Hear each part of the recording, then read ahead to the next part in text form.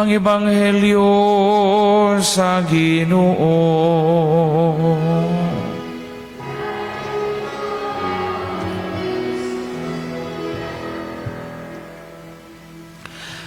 Binati ko mga igsuon, mga parokyano, mga online viewers na to nga nagsunod na ni atong misa, pinagi sa Facebook, sa lain-laing dapit sa kalibutan, mayong buntag kaniniyong tanan.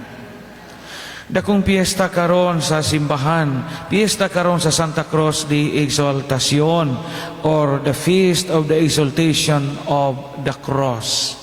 Ang sa simbahan o sa devotional life nato, duha man ka piyesta ang gipahinungdan o gipahinungod ngadto sa Santa Cruz.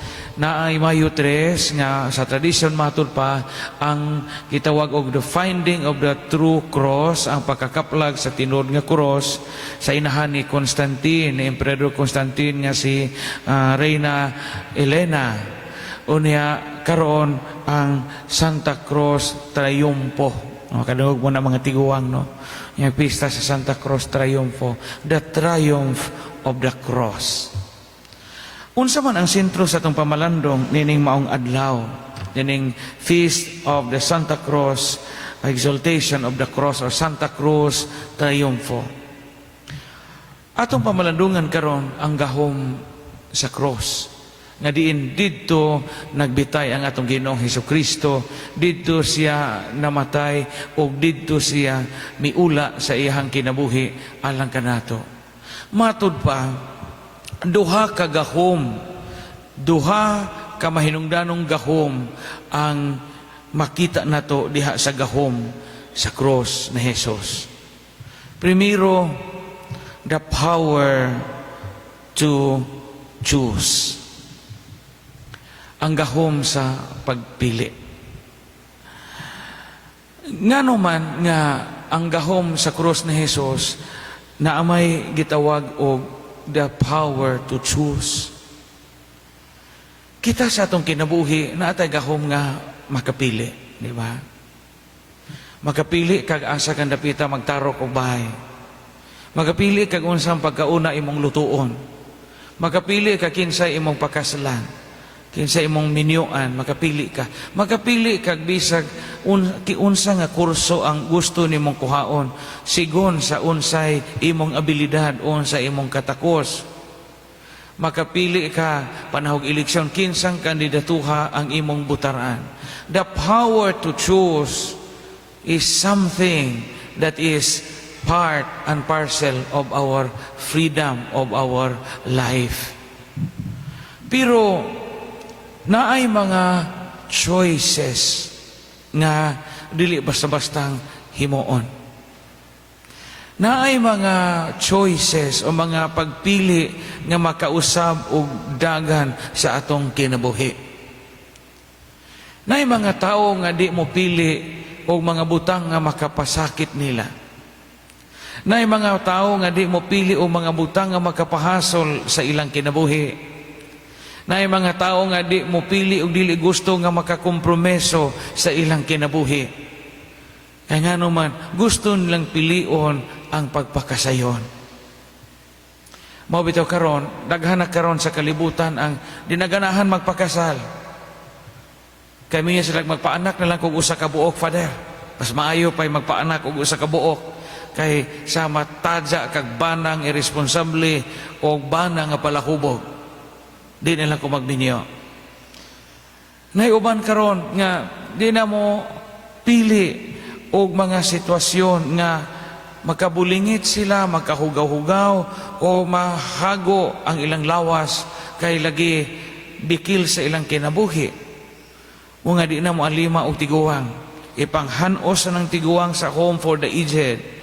Di ko ganahan mo ilo, di na ko ganahan mo ilis og diaper, di na ko ganahan mo atiman og inahan, amahan nga nagkatai-tai. Mao nga adto na lang na sa home for the aged, mobayad ko bisag pila. Choice is very important. Ang pinakanindot nga choice sa kinabuhi kanang pilion nimo ang mga butang nga bisag masakit ka, bisag makompromiso ka, bisag maghago ka og labaw sa tanan, bisag mamatay ka, imo nang gipili tungod kay nahigugma ka og mauna ang krus ni Hesus. Mahimo ra man tang luwason sa Ginoo og dili siya magpakamatay sa krus kay Ginoo man siya, mabuhat man niya ang tanan. Pero giunsa kita pagluwas, it is the choice of Jesus to suffer. Ingon bitaw siya nga amahan og mahimo tangtangan ning kupag ikanaho. Pero di man akong pagbuot ang matuman, imo man. Iyang choice. So karon, mamulandong taniini kay labi na sa mga batanon, daghan ang mga bagong tubo ron. Ang di na mo pili og mga butang nga makahatag nilag kalisdanan. Kaganahan sila culture of instant. Instant food, instant money. Muna mapajuhot na lamang siya bo. Kay dali rag siya bo. Dali ra kong kakwarta. Kaysa magtanom pag og mais. Nga iabot pataog temprano. Anak pata makakaon. Daghan ang mga easy life. Kay lagi og dili easy life. Hago ang kinabuhi. Ikaduha o katapusan, ikaduhang power of the cross, gahom sa cross na Jesus is the power to endure. Gahom sa paglahutay o pag-agwanta. Si Jesus, gikan nga siya gitaral sa hukmanan, hangtod nga siya gidakop, hangtod nga sa gilansang gipapasan sa cross, paingon sa Golgota, paingon sa Kalbaryo, hangtod nga sa gilansang, naaniya ang paglakutay.